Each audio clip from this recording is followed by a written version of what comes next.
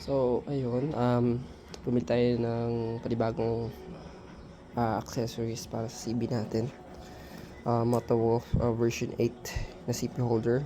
Adjustable siya. May iba-iba silang klase ng version ng type. Mayroong clamp type, mirror type, meron yung claw type. Yung clamp type yung binili ko. Kasi doon sa previous na motor ko, yung clamp type talaga binibili ko, mas okay siya para sa akin, mas steady. Kahit naman yung ibang version okay naman. So ito na siya. Dito ko siya sa may medyo gitna kinabet.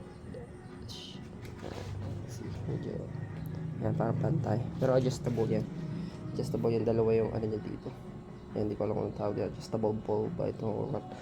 Tapos dito, meron siya nakabang na action cam. So kung meron kang action cam like yan. So, jeez. So, okay naman.